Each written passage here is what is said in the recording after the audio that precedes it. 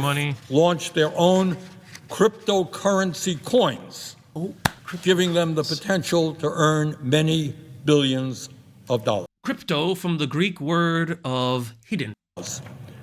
If Wall Street CEOs tried to bribe the president with a bag full of money, that would be illegal. That's against the law. But now they don't have to do that. Today, if a multi-billionaire, the head of a foreign country, wants to curry favor with the president, all they have to do is buy his cryptocurrency coins, and when they do that, they are directly enriching Mr. Trump. Without breaking the law, right? Because cryptocurrency is not money. Money, for something to be classed as money, doesn't matter the purchasing power that it has to be linked back to a central bank. Right, you have to be able to take your paper money and then go to your central bank and say, I want this in exchange for, it used to be gold until 1971, excuse me. But now in most countries, they hold vast amounts of US dollars in their foreign reserves at those central banks. So essentially, the global economy is backed by US dollars, not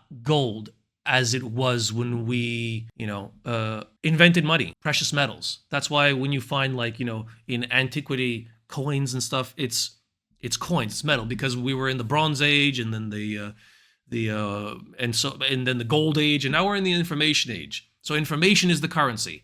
Voila, crypto. So, Mr. President, the question that millions of Americans are asking, where do we go from here? What should we as Americans be doing? We have never had more income and wealth inequality than we have had right now. Quick economics lesson. In a system that it works with money, right? Like traditional money, not crypto. Inequality is built into the system. You need to have inequality for the monetary system to work. That is a fact. It is not a conspiracy theory. I have a little economics book over there. It's in black and white. Inequality is built into the system. Why?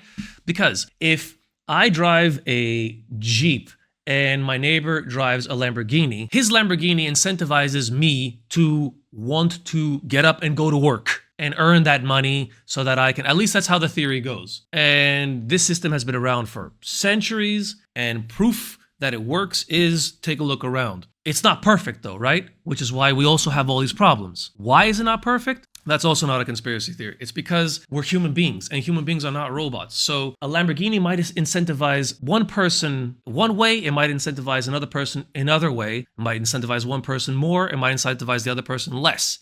It might not be the Lamborghini that incentivizes me, it might be, your own chalet or whatever. It is beyond stupidity. Beyond stupidity. To provide more tax breaks to the very richest people in our country, and then to pay for those tax breaks by cutting back on Medicaid and other programs desperately needed by working families all across this country. It's just a different flavor of economic policy that Bernie's not a fan of. That is what we should not be doing. But let me take a moment to tell you what we should be doing. At a time when 85 million Americans are uninsured or underinsured in our broken healthcare system, we have got to do what every other major country on earth does, and that is invest in education? Guarantee healthcare to all people as a human right, not a privilege. That's what we've got to do. Okay, Stargate, isn't it? That's his answer. A AI network where Americans can just send in a little blood sample or just stick their finger on their Microsoft Copilot enabled device that then diagnoses them in the morning and suggests whatever flavor of treatment they prefer, holistic, pharmaceutical, whatever. Question is it going to be free or not? Is it going to be a premium service? Oh, Donnie didn't say, but I felt that there was a hint that could be then rolled out globally.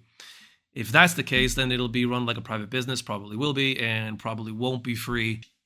You know, if it doesn't break the purse of somebody on minimum wage, doesn't sound all that bad or that far away from free healthcare. You've got to end the absurdity of the American people paying by far the highest prices in the world for prescription drugs. Mr. President, the federal minimum wage today is $7.25 an hour. That is a starvation wage. Work 40 hours a week in the richest country on earth.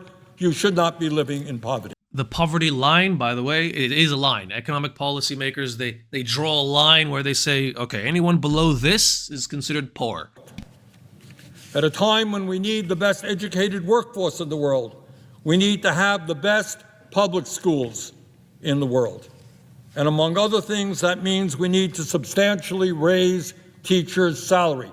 We need to attract the best and the brightest young people into education, and we do that, among other things, by making sure that no teacher in America earns less than $60,000 a year.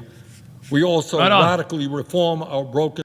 Hey, if Donald Trump wants to repatriotize America's wealth and America's assets, if he includes human resources amongst those assets, which I think any smart business person would, and if he wants to improve the education in the United States so that we have a more educated workforce that is more productive and more efficient, hey man, raise teacher salaries, I'll come home.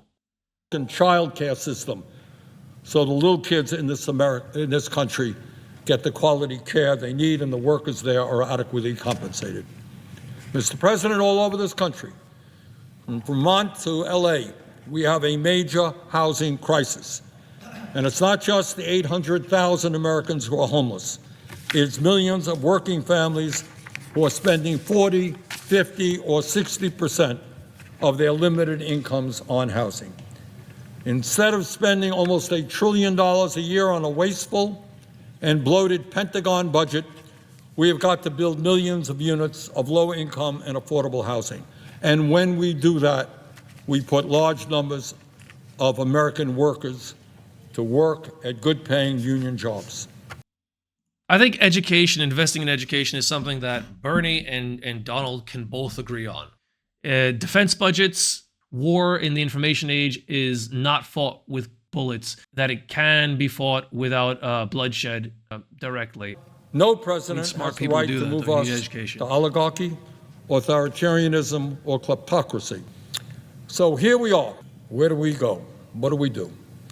Right. I think now is the time for the American people to come together. Right. There's an expression in Greek that says you have to put a little bit of water in your wine, both sides, to come together.